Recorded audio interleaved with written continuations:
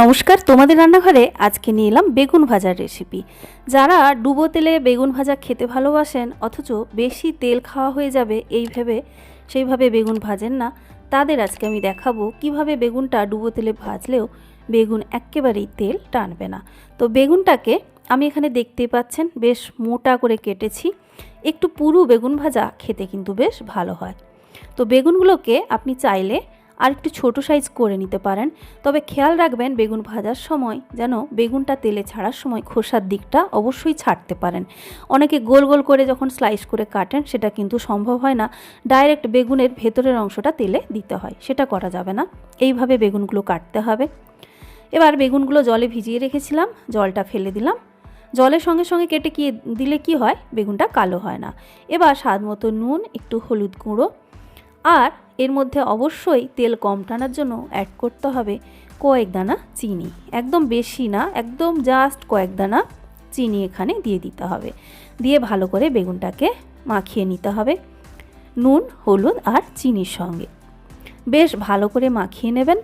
তারপরে বেগুনটাকে অবশ্যই কিন্তু রেস্টে রেখে দিতে হবে 10 থেকে 15 মিনিটের জন্য, যাতে বেগুনটা একটু সফট হয়ে যায়। বিশেষ করে এরকম পুরু করে যখন বেগুন ভাজবেন অবশ্যই রেস্টে রাখতে হবে। এবার গ্যাসে কড়াই বসিয়ে কড়াইটা ভালো করে গরম করে নেবেন। তারপরে আমি যেহেতু ডুবো তেলে ফ্রাই করছি আপনাদের দেখিয়ে দিচ্ছি কতটা পরিমাণ তেল নিয়েছি। দেখুন এখানে একটা ছোট্ট কাঁচের বাটি, তার 1 বাটি তেল নিয়েছি। 100 ml থেকে একটু বেশি পরিমাণ তেল রয়েছে। আমি সর্ষের তেলে ফ্রাই করছি, আপনি যে তেলে খান সেই তেল দিয়ে একই রকম করে ফ্রাই করে নেবেন। কড়াইটা ভালো করে গরম করে তারপরে কিন্তু তেলটা দিয়ে দেবেন কড়াইতে। তো তেলটা এখন দেখুন কড়াইতে আমি দিয়ে দিচ্ছি। তেলের পরিমাণটা ভালো করে দেখে রাখুন। পুরো তেলটা দিয়ে দিলাম, অল্প একটু বাটিতে জাস্ট লেগে রয়ে গেল। বাটি এই অবস্থাতেই আমি রেখে দিচ্ছি যাতে আপনাদের দেখাতে পারি শেষ পর্যন্ত যে তেলটা কিন্তু একেবারেই বেগুন টেনে নেয়নি। এবার এটা মিনিট 15 হয়ে গেছে। দেখুন বেগুনগুলো বেশ সফট হয়ে গেছে, ভেতরের দিকটা দেখতে পাচ্ছেন। এবার তেলটা ভালো করে গরম হয়ে গেলে হাই ফ্লেমে রেখে বেগুনগুলো ছাড়তে হবে।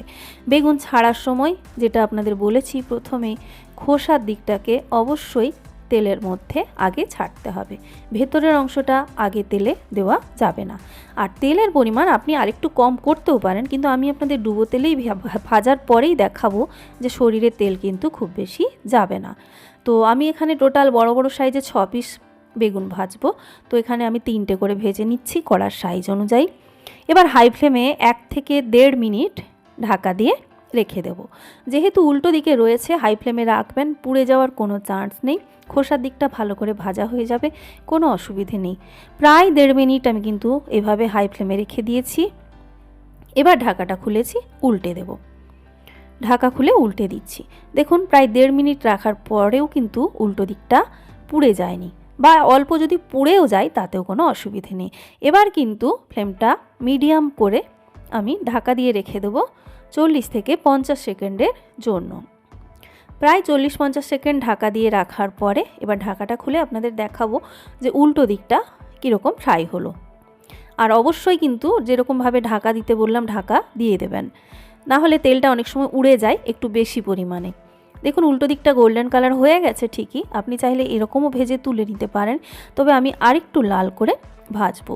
আর বেগুনকে এরকম মোটা করে ডুবো তেলে ভাজলে যা টেস্ট হয়, তো কম তেলে বেগুন যদি ভাজেন কখনোই সেই টেস্ট আসে না। এবার অনেকের মনে হতে পারে যে এই ডুবো তেলে ভাজার পর তেলটা কি করব। এই তেল দিয়ে আপনি বাকি রান্নাটা সেই দিন করে নিতেই পারেন, বা বাড়িতে গেস্ট এলে কম তেলে মানে বেগুন ভেজে দিতে ইচ্ছে করে না, সেক্ষেত্রে আপনি এই রকম ফলো করতে পারেন। একদম ডুবো তেলে ভাজবেন অথচ তেল কিন্তু কম পরিমাণেই আপনার শরীরে যাবে। এবার একটা স্ট্রেনারে দিয়ে দিয়েছি, দেখুন ভালো করে তেলটাকে ঝরিয়ে নিতে হবে। আমি তারই মাঝে বেগুনগুলো বাকি 3টে যে ছিল দিয়ে দিচ্ছি। একই পদ্ধতিতে এরকম ঢাকা দিয়ে রাখবো হাই ফ্লেমে। আর এই যে বেগুনটা, এটা যে বাটির মধ্যে আমি তেল নিয়েছিলাম মাপে তার মধ্যে দিয়ে রাখছি, বেগুন থেকে তেলটা যাতে বাটির মধ্যে ঝরে পড়ে যায়। ঠিক একই রকমভাবে এবারে সেই 1.5 মিনিট মতো ঢাকা দিয়ে রেখেছিলাম হাই ফ্লেমে। এবার উল্টে দিচ্ছি, উল্টে আবার একই রকমভাবে 40-50 সেকেন্ডের জন্য মিডিয়াম ফ্লেমে ঢাকা দিয়ে রেখে দুই দিককে একই রকম করে উল্টে পাল্টে গোল্ডেন কালার করে ফ্রাই করে তুলে নেব। অলরেডি দেখুন বেগুন ভাজা দুবার প্রায় কমপ্লিট, কিন্তু তেল প্রায় একই পরিমাণ কিন্তু কড়াইতে এখনও রয়েছে। তো এখানে হ্যাঁ, যে রেগুলার আমি এতটা তেলে তো বেগুন ভেজে নিশ্চয়ই খাবো না বা এতটা তেল লাগেও না, আপনি সেক্ষেত্রে এই পিসগুলো একটু ছোট করবেন এবং তাহলে কি হবে, তেলের পরিমাণটা কম দিলেও বেগুনটা তেলের মধ্যে ডুবেই কিন্তু ফ্রাই করা যাবে। কিন্তু যা যা বললাম, যেভাবে বললাম, অল্প চিনি দেবেন ম্যারিনেট করার সময়, আর অবশ্যই বেগুনটা প্রথমবার ছাড়ার সময় খোসার দিকটা আগে ভাজবেন। এইগুলো ফলো করে দেখবেন তেল সত্যিই একেবারেই কিন্তু যায় না বললেই হয়। এবার এটা মিনিট 5-এর জন্য এই বাটির মধ্যে আমি ঝরতে দিয়ে দিচ্ছি। অলরেডি প্রথমবারের ভাজাগুলো একটু তেলটা ঝরেই গেছে, যেটা লাস্টে দিলাম সেই জন্য সেগুলোকে একটু উল্টে পাল্টে নিচের দিকে করে দেব। আর যেগুলো প্রথমে ভাজা ছিল খুবই গরম রয়েছে সেগুলোকে একটু নিচের দিকে করে দিচ্ছি, যাতে তেলটা ভালো করে ঝরে যায়।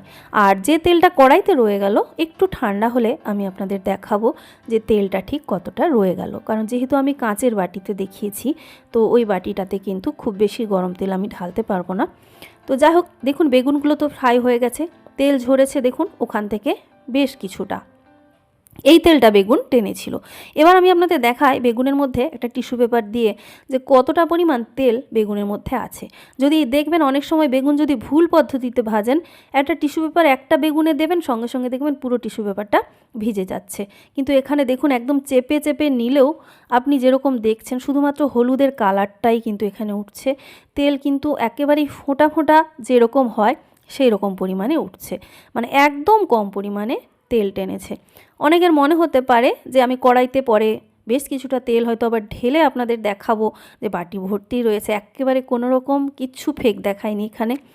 বিশ্বাসটা আপনার, তবে আপনি অবশ্যই একবার যেরকম বললাম সেভাবে ট্রাই করবেন, তাহলেই বুঝতে পারবেন যে হ্যাঁ কতটা সত্যি যে অল্প ডুবো তেলে ভাজলেও শরীরে খুব বেশি তেল কিন্তু যায় না। তো তেলটা ঠান্ডা হওয়ার পর আমি বাটিতে ঢেলে দিচ্ছি, পুরো কড়াইটা মুছে কিন্তু তেলটা ঢেলে আপনাদের দেখাচ্ছি একদম প্রথমে যে তেল দিয়েছিলাম তার সঙ্গে এখনের তেলের কতটা ফারাক।